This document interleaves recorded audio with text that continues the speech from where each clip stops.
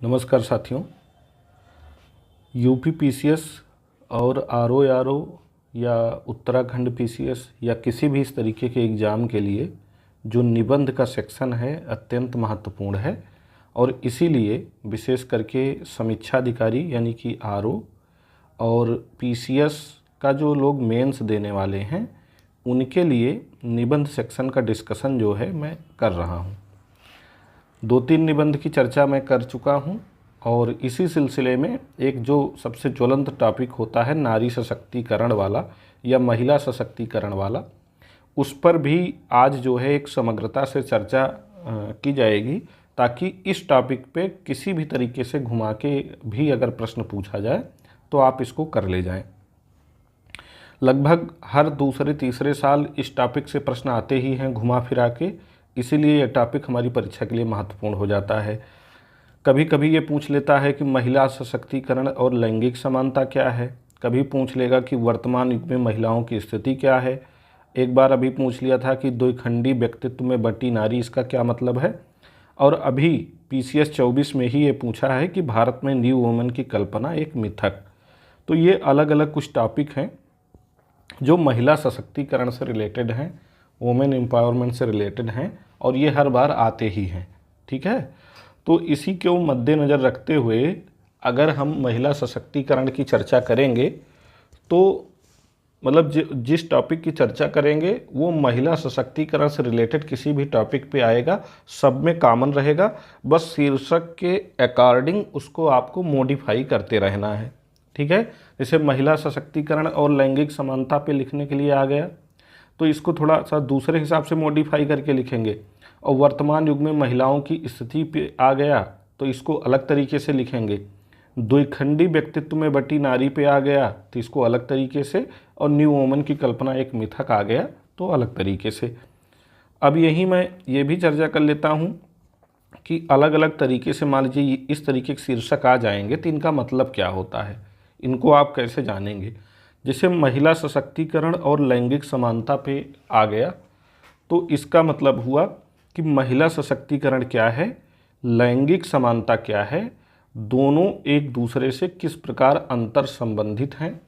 ठीक है, दोनों मतलब महिला सशक्तिकरण क्या है, लैंगिक समानता क्या है, दोनों एक दूसरे से किस प्रकार अंतर संबंधित हैं, इससे संबंधित मुद्दे क्या क्या हैं, इससे संबंधित सरकारी प्रयास क्या क्या किए गए हैं और इससे रिलेटेड और आगे क्या किया जा सकता है, और फिर जो है मतलब क्या किया जा सकता है, ये सजेशन देते हुए हमें अपनी बात को फिनिश करना है। अब ये तो बहुत ही मतलब सामान्य तरीके से मैंने बता दिया, लेकिन इसमें आपको जब महिला सशक्तिकरण या लैंगिक समानता की परिभाषा लिखेंगे कि महिला सशक्तिकरण क्या है या लैंगिक समानता क्या है, तो आप जो है इसको मतलब बिल्कुल साधारण तरीके से ही नहीं बल्कि स्पष्टता से लिखेंगे। ठीक है, कि महिला सशक्तिकरण वास्तव में या कह लीजिए कि लैंगिक समानता वास्तव में महिला सशक्तिकरण का ही एक पार्ट है, एक भाग है। ठीक है, या आप मतलब ये भी कह सकते हैं कि लैंगिक समानता भी कहीं न कहीं महिला सशक्तिकरण से ही आता है, यानी दोनों टॉपिक एक दूसरे से संबंधित हैं। अगर महिला सशक्त होगी तो वह अपना निर्णय लेने में भी सशक्त होगी। ठीक है, और जब वो अपना निर्णय लेने में सशक्त होगी तो वो लैंगिक समानता पर भी ध्यान देगी, अपने परिवार के, अपने फैमिली के, अपने पति के इच्छा के अगेंस्ट जाके मतलब वो अपने बच्चे को जन्म देगी, भ्रूण की जांच नहीं करवाएगी, लड़की होने पर मतलब एबॉर्शन नहीं करवाएगी। तो ये कुछ कुछ जो है तरीके हैं जो अगर महिला सशक्त है तो उसकी लैंगिक समानता में सहयोग करेंगे। यहाँ आपसे लेखक ये जानना चाह रहा है। ठीक है, और दूसरा क्या है, जैसे मान लीजिए कि दूसरा टॉपिक आपका है वर्तमान युग में महिलाओं की स्थिति, तो ये वाला टॉपिक जो है, और भारत में न्यू वुमेन की कल्पना एक मिथक, ये वाला टॉपिक जो है ये लगभग कॉमन टॉपिक है। ठीक है, अब जब आप वर्तमान युग में महिलाओं की स्थिति विषय पे लिखेंगे तो वर्तमान युग में महिलाएं कहाँ हैं, किस स्थिति में हैं। ठीक है, और महिलाओं की स्थिति के लिए कौन कौन से कारक जिम्मेदार हैं, कौन कौन से कारक जिम्मेदार हैं उनके विषय में लिखेंगे। और फिर आप बताएंगे कि सरकार ने मतलब सरकार क्या क्या प्रयास कर चुकी है और क्या प्रयास कर रही है, यानी सरकारी प्रयास के विषय में आप बता देंगे, ठीक है, सारगर्भित ढंग से। और फिर जो है सरकारी प्रयास के बाद आगे और क्या क्या किया जा सकता है, या आप कह लीजिए कि महिलाओं की स्थिति में जब सुधार होगा तो उसका महत्व क्या होगा, उसके लाभ क्या होंगे, महत्व एवं लाभ, इस विषय पे आप लिखेंगे, ठीक है। और उसके बाद फिर आगे और क्या किया जा सकता है सरकारी स्तर पर, निजी स्तर पर और गैर सरकारी स्तर पर, सामूहिक स्तर पर, सामाजिक स्तर पर, राजनीतिक स्तर पर, आर्थिक स्तर पर, अलग अलग उदाहरण देते हुए हम लिखते हुए चले जाएंगे, ठीक है। तो ये तो हो गया वर्तमान युग में महिलाओं की स्थिति विषय पे अगर निबंध आता है तो। अब द्विखंडी व्यक्तित्व में बटी नारी पे अगर निबंध आ जाए, या पहले आया भी था और इसकी चर्चा हम पहले भी कर चुके हैं अपने YouTube पे 1 आध साल पहले।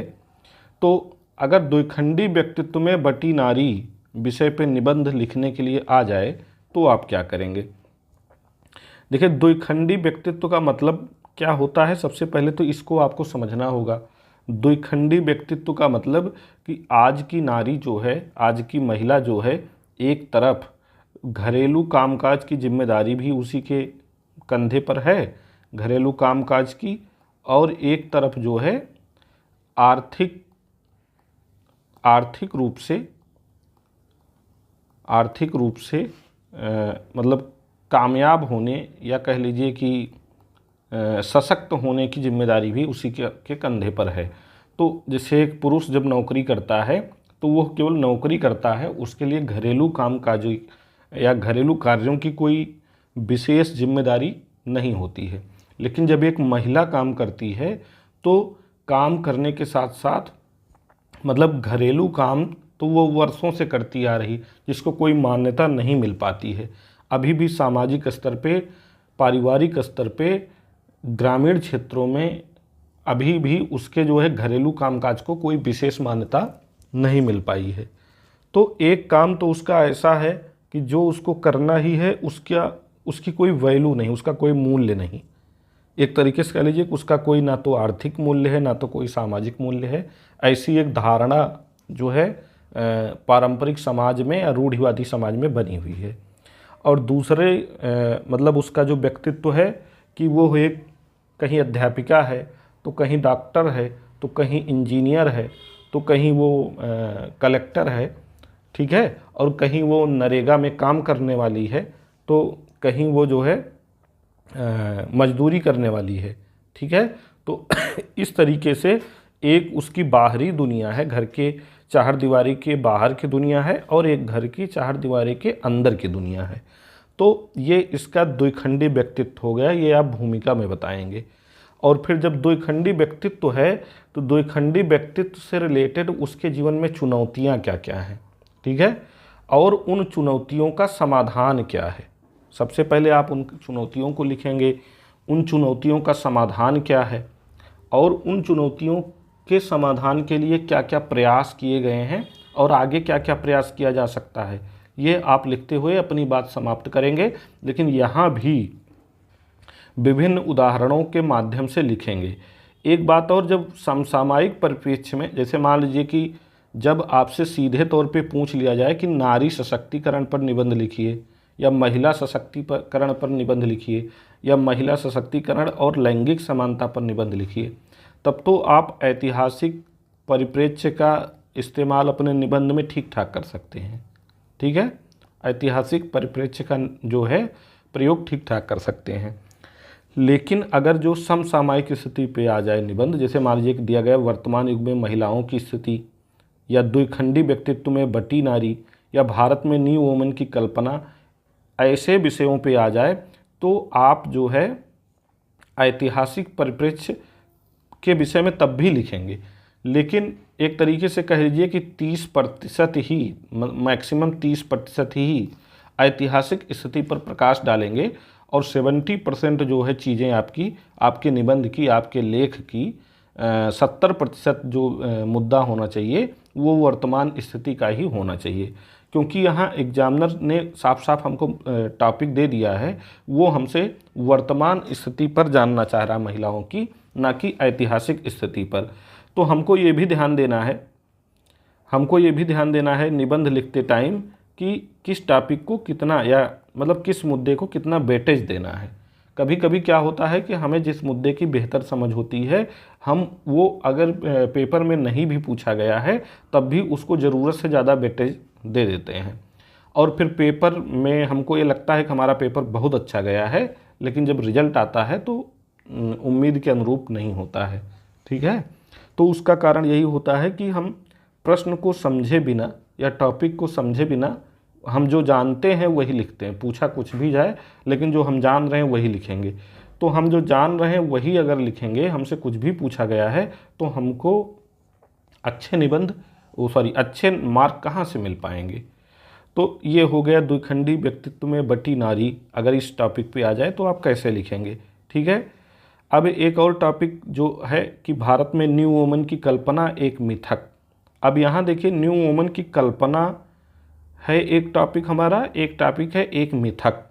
ठीक है, तो यहाँ शीर्षक ही हमारा कह रहा है, यहाँ आपके जो है 3 कीवर्ड हैं। अगर सबसे पहले हम कीवर्ड की बात करेंगे तो 3 कीवर्ड हैं कि भारत में न्यू वुमन की स्थिति क्या है, न्यू वुमन है क्या, न्यू वुमन का कॉन्सेप्ट क्या है, और ये कल्पना क्यों है, और एक मिथक क्यों है। ठीक है, इन 3 बिंदुओं को आपको स्पष्ट करते हुए लिखना है। न्यू वुमन और ओल्ड वुमन में डिफरेंस क्या है। न्यू वुमन वो है जो आर्थिक रूप से सशक्त है, जो घर से बाहर निकल रही है, जो अपने शैक्षणिक स्थिति पर भी ध्यान दे रही है, और जो लैंगिक समानता की स्थिति को अचीव करने के लिए, प्राप्त करने के लिए भी प्रयासरत है, वो न्यू वुमन है। ठीक है, वो न्यू वुमन कौन है कि जो अब केवल घर की चहर दीवारी के अंदर नहीं रह रही है, बल्कि आर्थिक रूप से सशक्त है या आर्थिक रूप से सशक्त होने का प्रयास कर रही है। ठीक है, अपने अधिकारों के प्रति जागरूक हो रही है, अपने राजनीतिक अधिकारों के प्रति, सामाजिक अधिकारों के प्रति और आर्थिक अधिकारों के प्रति जागरूक हो रही है। साथ ही साथ क्या कर रही है कि मतलब पुरुषवादी सोच को या पितृसत्ता को चुनौती भी दे रही, चैलेंज भी दे रही है, तो वो न्यू वुमन है। ठीक है, और न्यू वुमन के कॉन्सेप्ट में कहीं ना कहीं सामाजिक सोच का भी हाथ है, या सामाजिक सोच भी जिम्मेदार है कि लोगों की सामाजिक सोच अब भले ही थोड़ा ही परिवर्तन आया हो, लेकिन पहले से कुछ ना कुछ परिवर्तन आया है। महिलाओं को लेकर जो है लोगों का दृष्टिकोण अब चेंज हुआ है पहले की तुलना में। ठीक है, पहले महिलाओं को केवल ये माना जाता था कि उनका काम है घर का कामकाज करना, परिवार की देखभाल करना, सास ससुर, पति और बच्चों की देखरेख करना। लेकिन आज ये माना जा रहा है कि महिलाओं का अधिकार पढ़ना भी है, महिलाओं का अधिकार नौकरी करना भी है, और महिलाओं का अधिकार अपने निर्णय स्वयं लेना भी है। तो कहीं ना कहीं सामाजिक सोच में मतलब इस तरीके की सामाजिक सोच अब डेवलप हुई है। तो ये जो सामाजिक सोच डेवलप हुई है, ये भी एक न्यू वुमेन और ओल्ड वुमेन में डिफरेंस बताता है। अब ये न्यू वुमेन कल्पना क्यों है, मतलब कल्पना क्यों है, अभी हकीकत में क्यों नहीं है? क्योंकि जिन जिन मुद्दों की हमने बात की वो अभी मतलब देखा जाए तो कोई बहुत ज़्यादा मतलब उल्लेखनीय प्रगति उस क्षेत्र में अभी नहीं हो पाई है। अभी भी उस क्षेत्र में बहुत कुछ किया जाना शेष है। आज भी अगर कोई लड़की या कोई महिला अपने घर से बाहर नौकरी करने जा रही है, तो अगर मतलब गवर्नमेंट जॉब है तो कहीं ना कहीं थोड़ा बहुत एक्सेप्टेंस मिल भी जाता है, लेकिन अगर वो कोई छोटी मोटी प्राइवेट जॉब कर रही है तो लोग तरह तरह की बातें उसके विषय में आज भी करते हैं। तो न्यू वुमन का जो कॉन्सेप्ट है, मतलब ये अभी भी एक कल्पना ही है, अभी भी इसका रियलिटी से मतलब बहुत ज़्यादा संबंध नहीं है। तो इसके विषय में आप लिख सकते हैं कि आर्थिक क्षेत्र में कैसे ये कल्पना है, सामाजिक क्षेत्र में ये कैसे कल्पना है, राजनीतिक क्षेत्र में कैसे कल्पना है। जितना राजनीतिक क्षेत्र में भी आज महिलाओं को आरक्षण देने की ज़रूरत पड़ रही है। पुरुष और महिला मतलब समाज के दो हिस्से हैं, 50% अगर पुरुष का योगदान है तो 50% ही महिला का योगदान भी होना चाहिए, ठीक है। लेकिन 50% जिसका योगदान होना चाहिए पुरुष का, उसको जो है 70% 80% वेटेज दिया जा रहा है, और महिला को जिसका 50% उसका राइट होना चाहिए, उसको आज भी हम जो है अभी 10% भी अधिकार नहीं दे पा रहे हैं, ठीक है। तो ये क्या है, अगर उसको हम उसका अधिकार नहीं दे पा रहे हैं, महिला को उसका अधिकार नहीं दे पा रहे हैं, तो अभी न्यू वुमन का कॉन्सेप्ट जो है पूरी तरह साकार नहीं हो पाया है, यह एक कल्पना ही है। और ये कभी साकार हो पाएगा कि नहीं, ये कभी साकार होगा कि नहीं, केवल एक मिथक ही बना रहेगा, एक मीथ ही बना रहेगा। तो ये मतलब इस पर भी आपको लिखना है कि मतलब निश्चित तौर पर अगर प्रयास किया जाएगा तो एक ना एक दिन महिलाओं की स्थिति में परिवर्तन आएगा। किसी ने कहा है, आप यहाँ पे एक कोट कर सकते हैं कि किसी ने कहा है कि जिस दिन महिलाएं अपने अधिकारों के प्रति जागरूक होंगी, या जिस दिन महिलाएं अपने अधिकारों के प्रति सजग हो जाएंगी, कोई भी मतलब दुनिया की कोई भी शक्ति, कोई भी ताकत उनको उनके अधिकारों को प्राप्त करने से रोक नहीं पाएगी, ठीक है। तो इसको कोट करते हुए आप एक्सप्लेन कर सकते हैं कि सामाजिक, आर्थिक, राजनीतिक क्षेत्र में कैसे क्या क्या हुआ है। तो इस तरीके के जब घुमा घुमा के टॉपिक पूछे जाएंगे तो उनका मतलब क्या होगा, उस शीर्षक का अर्थ क्या हुआ, मैंने यहाँ आपको ये समझाया। अब हम आ जाते हैं भूमिका। जैसे मान लीजिए कि निबंध आएगा तो भूमिका कैसे लिखेंगे। अच्छा, जब निबंध आप लिखेंगे किसी भी टॉपिक पे, चाहे महिला सशक्तिकरण हो या कोई भी टॉपिक हो, तो उसका एक स्ट्रक्चर आप बना लेंगे रफली, ठीक है। उसका एक स्ट्रक्चर जो है आप अपने माइंड में या रफली बना लेंगे और फिर लिखना शुरू करेंगे। जब उसका पहले एक स्ट्रक्चर फ्रेम कर लेंगे फिर लिखेंगे तो आप बेहतर ढंग से निबंध लिख पाएंगे। लेकिन ध्यान रहे कि भले ही स्ट्रक्चर आप फ्रेम कर लें कि भूमिका में क्या लिखना है, मुख्य भाग में क्या लिखना है, ठीक है, आगे क्या लिखना है, ये स्ट्रक्चर आप फ्रेम कर लें, लेकिन इसको अपनी कॉपी में हेडिंग नहीं डालना है, ठीक है। अब हम लोग समझदार हैं, अब हम लोग जो है मतलब मैच्योर हो चुके हैं। हमसे उम्मीद की जाती है कि हम किसी भी मुद्दे पर एक थॉट डेवलप कर चुके हैं, एक परिपक्वता की स्थिति में हम लोग आ गए हैं।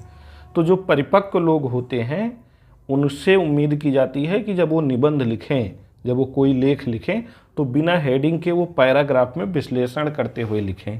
तो इस बात का विशेष ध्यान देना है कि हेडिंग डाल के जो है हमको पीसीएस या आरओ में निबंध नहीं लिखना है, ठीक है। लेकिन फिर भी रफली जो है आप एक फ्रेम बना लेंगे अपने दिमाग में या पेज के किसी कोने में, तो उससे क्या होगा कि आपको निबंध में कौन कौन से टॉपिक आपको ऐड करना है, कहाँ किसका क्या क्रम होना चाहिए, भूमिका कब लिखेंगे, उसको विस्तार कब देंगे, और उसके चैलेंजेस कब लिखेंगे, उसके लिए समाधान कब बताएंगे, और उसका कंक्लूजन कब कैसे क्या होगा। तो जब वो एक फ्रेम आप क्रिएट कर लेंगे अपने निबंध में, तो इससे जो है आपको लिखने में आसानी होगी।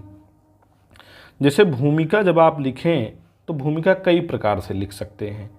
महिला सशक्तिकरण का अर्थ एवं परिभाषा, ये एक सामान्य तरीका है लिखते हुए निबंध कि आप महिला सशक्तिकरण का अर्थ बता दें और एवं परिभाषा लिख दें। परिभाषा जरूरी नहीं है कि किसी मतलब विद्वान की, किसी लेखक की लिखी जाए, लेकिन अगर किसी का कोटेशन आपको याद आ रहा है कि महिला सशक्तिकरण के विषय में गांधी ने क्या कहा है, अंबेडकर ने क्या कहा है, हमारे द्वितीय राष्ट्रपति सर्वपल्ली राधाकृष्णन ने क्या कहा है, ठीक है, और भी जो लोग हैं, भगत सिंह ने क्या कहा है, तो महिला प्रधानमंत्री जी हैं अपने विभिन्न भाषणों में महिला सशक्तिकरण पे बोलते हैं, महिला अधिकारों पर बोलते हैं, या हमारा संविधान क्या कहता है महिला सशक्तिकरण पर, उसको कोट करते हुए भी आप निबंध की शुरुआत कर सकते हैं, परिचय लिख सकते हैं। तो आप महिला सशक्तिकरण का चाहे तो अर्थ और परिभाषा लिख दें।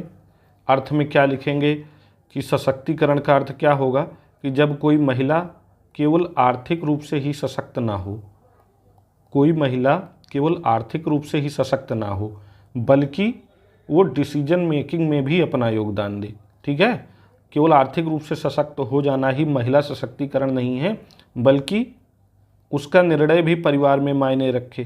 ठीक है, निर्णय भी ले, डिसीजन मेकिंग भी करे वो। ठीक है, और उसको सामाजिक मान्यता भी मिले, सामाजिक मान्यता भी मिले। ठीक है, और सामाजिक मान्यता के साथ कह लीजिए कि लैंगिक स्तर पर भी उसके साथ कोई भेदभाव ना हो। लैंगिक स्तर तो मतलब ये 2-3 तरीके हैं कि जिनको आप समग्रता से डिफाइन कर देंगे तो ये पता चल जाएगा कि सशक्तिकरण का अर्थ क्या है। आप लिखेंगे कि महिला सशक्तिकरण से आशय किसी महिला का केवल आर्थिक रूप से आत्मनिर्भर हो जाना मात्र भर नहीं है, बल्कि पारिवारिक, सामाजिक, आर्थिक स्तर पर उसको मतलब निर्णय लेने का भी अधिकार मिले, प्राप्त हो, एक गरिमापूर्ण जीवन जीने का भी अधिकार प्राप्त हो, लैंगिक स्तर पर भी उसके साथ कोई भेदभाव ना हो, तब ये माना जा सकता है कि कोई महिला सशक्त है। ठीक है, महिला सशक्तिकरण का आशय ये है। यानी कि आप लिखेंगे कि महिला सशक्तिकरण से आशय किसी महिला का आर्थिक रूप से आत्मनिर्भर हो जाना ही नहीं है, बल्कि सामाजिक, आर्थिक, राजनीतिक स्तर पर उसके मतलब उसको अपने अधिकारों के विषय में निर्णय लेने का भी अधिकार हो। मतलब उसको अपने जीवन के विषय में, अधिकारों के विषय में नहीं, उसको अपने जीवन के विषय में निर्णय लेने का भी अधिकार हो, तब माना जाएगा कि कोई महिला सशक्त है। ठीक है, इस तरीके से आप महिला सशक्तिकरण पे लिख सकते हैं। यहाँ मैं लिख दे रहा हूँ कि महिला सशक्तिकरण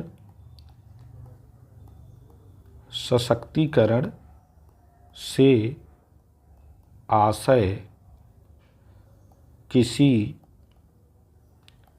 महिला का केवल आर्थिक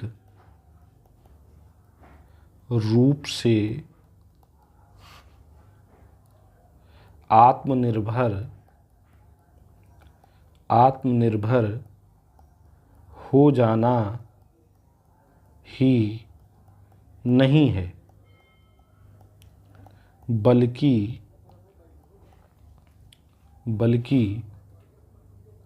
सामाजिक, राजनीतिक एवं आर्थिक स्तर पर उसके विचारों एवं अभिव्यक्ति को स्वतंत्रता मिलना भी है। ठीक है, ऐसे अगर आप लिख दिए तो ये महिला सशक्तिकरण की बहुत अच्छी डेफिनेशन हो जाएगी। ठीक है, तो महिला सशक्तिकरण का अच्छा, अगर आप कोई घिसी पिटी परिभाषा लिखेंगे, किसी की परिभाषा कॉपी करके लिखेंगे, तो आपको उतने अच्छे मार्क नहीं मिलेंगे जितने अच्छे आपको अपनी मौलिक भाषा में लिखने पे मिलेंगे। आपका निबंध जितना ही मौलिक होगा उतने ही आपको अच्छे मार्क या उतना ही एग्जामिनर आपसे प्रभावित होगा और आपको अच्छे मार्क देगा। तो हमेशा निबंध जो है वो हमेशा अपनी मौलिक भाषा में ही लिखने की कोशिश हमको करनी चाहिए। आप ऐसे लिख सकते हैं। और फिर उसके बाद आप क्या करें कि भारत में महिलाओं की स्थिति क्या है, प्राचीन काल में महिलाओं की क्या स्थिति रही है, मध्यकाल में महिलाओं की क्या स्थिति रही है, आधुनिक काल में और वर्तमान काल में क्या स्थिति है, इसको लिखते हुए आगे बढ़ें। कि प्राचीन काल में मतलब वैदिक काल में तमाम उदाहरण मिल जाते हैं कि जब महिलाओं को पुरुषों के बराबर अधिकार प्राप्त था, उनके विचारों का महत्व था, उनकी विद्वता को भी उचित स्थान मिलता था। ठीक है, उनको मतलब यत्र नार्यस्तु पूजते रमन्ते तत्र देवता, ये वैदिक काल का ही कोटेशन है। तो इससे नारियों के महत्व का, महिलाओं के मतलब स्थिति का पता चलता है। लेकिन फिर उत्तर वैदिक काल और फिर आगे की स्थिति आते आते जब हम मध्यकाल तक पहुँचते हैं तो मध्यकाल में महिलाओं की स्थिति में काफ़ी गिरावट देखने को मिल जाती है। मध्यकाल में ही हमको जो है पर्दा प्रथा देखने को मिल जाती है, पर्दा प्रथा देखने को मिल जाती है। हमको विधवा मतलब वो क्या बोलते हैं उसको, सती प्रथा देखने को मिल जाती है, सती प्रथा। ठीक है, इसी में हमको बलि प्रथा देखने को मिल जाती है, बलि प्रथा। इसी में हमको बाल विवाह देखने को मिल जाता है।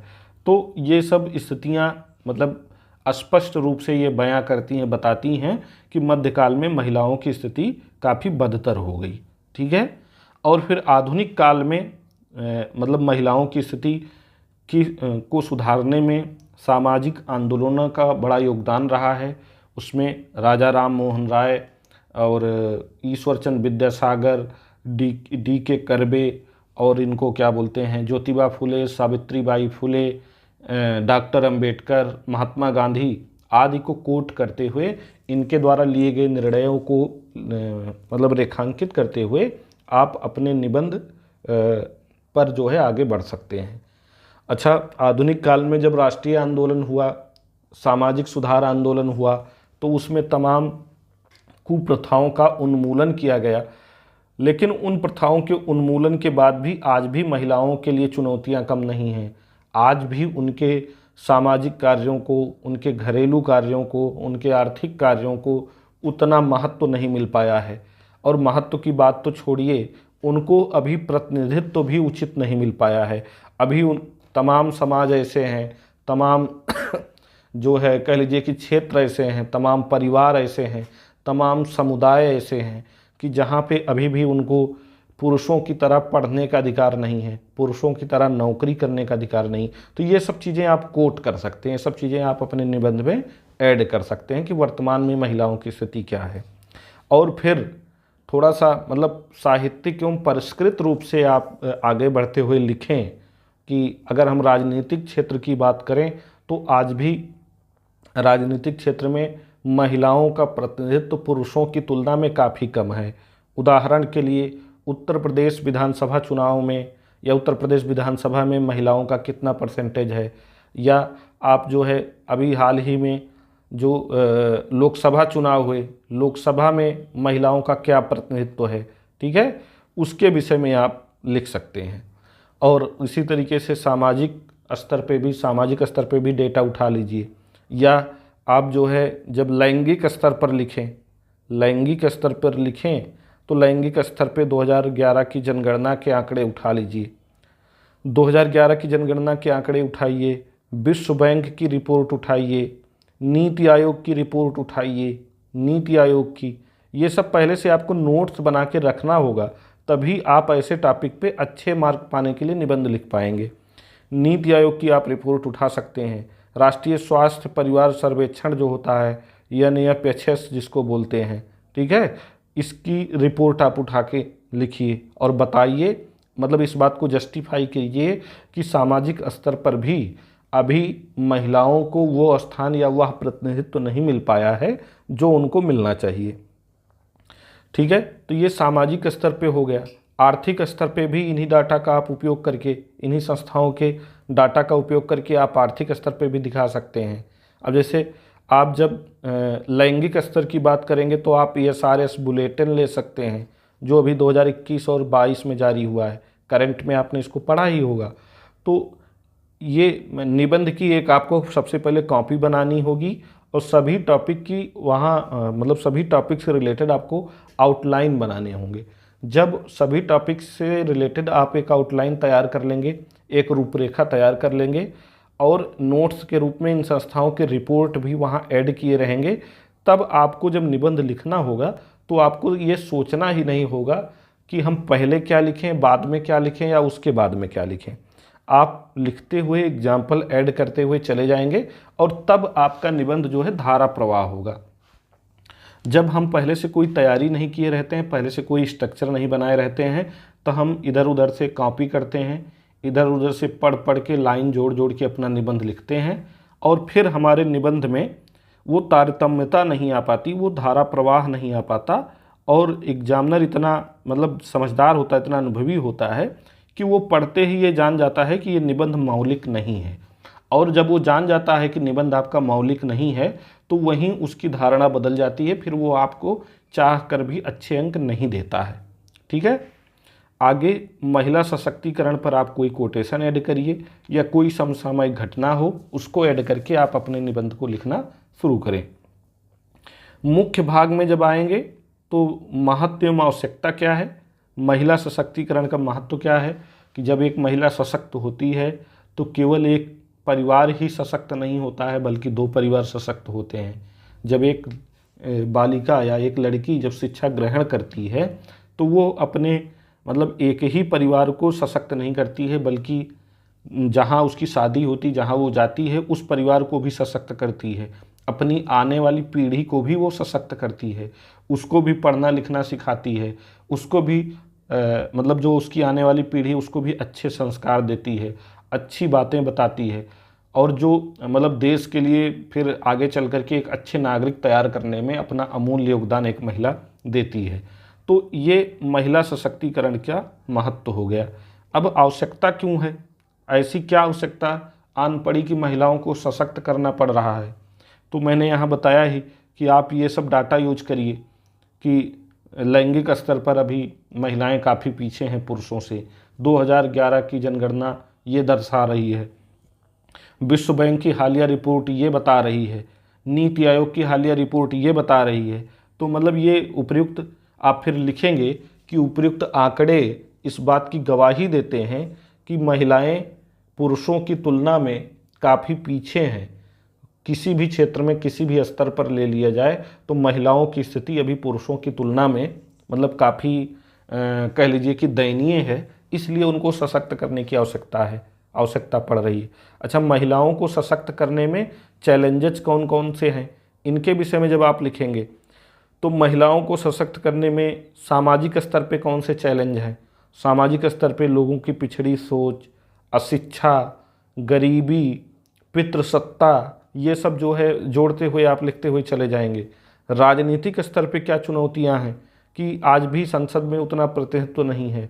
पंचायत स्थानीय स्तर पे भले ही एक महिला को पंचायतों में आरक्षण दिया गया है, ठीक है, एक महिला को पंचायत चुनाव में आरक्षण राजनीतिक स्तर पे दिया गया है, लेकिन राजनीतिक स्तर पर भी अगर कोई महिला प्रधान या महिला सरपंच नियुक्त होती है तो मतलब वो केवल औपचारिक रूप से होती है, बाकी व्यवहारिक रूप में उसके पद से संबंधित सारे निर्णय, सारे कार्य, सारे क्रियाकलापों का क्रियान्वयन उसके पति द्वारा, उसके भाई द्वारा या उसके पिता द्वारा किया जाता है, यानी उसके किसी पुरुष सहयोगी द्वारा ही किया जाता है। वहाँ भी उसको राजनीतिक रूप से मतलब सशक्त नहीं होने दिया जाता या उसके निर्णय उतना महत्व नहीं रखते हैं जितना कि एक मतलब पुरुष के निर्णय महत्व रखते हैं। तो ये तो राजनीतिक स्तर पे चैलेंज हो गया। इसी तरीके से शैक्षणिक स्तर पे आप साक्षरता दर उठाइए, महिलाओं की पुरुषों की तुलना में कितना कम है। असर की रिपोर्ट आती है, उसको उठाइए, ठीक है। शिक्षा मंत्रालय की कोई रिपोर्ट अभी हाल फिलहाल में आई हो, उसको उठाइए। तो ये हो गया शैक्षणिक स्तर पे। सामाजिक, आर्थिक, शैक्षणिक, राजनीतिक स्तर पे जब आप चुनौतियां लिखेंगे और फिर उन चुनौतियों के समाधान के लिए सरकार ने सामाजिक स्तर पे क्या प्रयास किया है, जैसे सामाजिक सुरक्षा योजना, जननी सुरक्षा योजना और ये क्या बोलते हैं मिशन इंद्रधनुष, इन सबको जो है यहाँ लिखिए, जोड़िए अपने उदाहरण में। आर्थिक स्तर पे महिलाओं के रोजगार के लिए, महिलाओं के कौशल विकास के लिए सरकार ने क्या किया है, जैसे एक सबला योजना है, आंगनबाड़ी योजना है और जनधन योजना है, ठीक है, और स्टार्टअप इंडिया है, स्टैंड अप इंडिया, ये सब जोड़िए कि आर्थिक रूप से सशक्त करने के लिए सरकार ने क्या क्या प्रयास किया है। और फिर राजनीतिक स्तर पे जैसे महिलाओं को पंचायतों में आरक्षण दिया गया है, महिलाओं को नारी शक्ति बंधन विधेयक लाया गया है महिलाओं को राजनीतिक रूप से सशक्त करने के लिए, तो ये सब यहाँ जोड़कर आप लिखिए। शैक्षणिक स्तर पे महिला शिक्षा के लिए सरकारों ने क्या किया है उसको बताइए, और इन सब का आउटपुट निकल के क्या आया है, कितना ये जो तमाम सरकारी प्रयास हुए हैं, चाहे सामाजिक हों, चाहे आर्थिक हों, चाहे राजनीतिक हों, चाहे शैक्षणिक हों, उनका परिणाम क्या है, इसको भी विभिन्न संस्थाओं की रिपोर्ट के हिसाब से जस्टिफाई कीजिए। ठीक है, और फिर जस्टिफाई करते हुए आगे बढ़िए कि इसका लाभ क्या होगा, अगर महिलाएं सशक्त हो जाएंगी तो इसका लाभ क्या होगा। हालांकि महत्व जो और आवश्यकता जब आप ऊपर बता चुके हैं तो लाभ यहाँ लिखना कोई बहुत ज़रूरी नहीं है। और फिर एक पॉजिटिव मतलब दृष्टिकोण बनाते हुए आप निष्कर्ष पे पहुँचेंगे कि मतलब निष्कर्षतः आप लिखेंगे, जैसे मान लीजिए कि निष्कर्षतः हम कह सकते हैं कि महिलाओं की स्थिति वर्तमान में भले ही पुरुषों के बराबर ना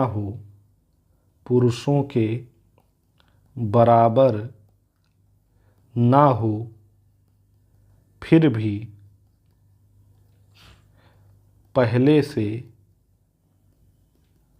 काफ़ी बेहतर है।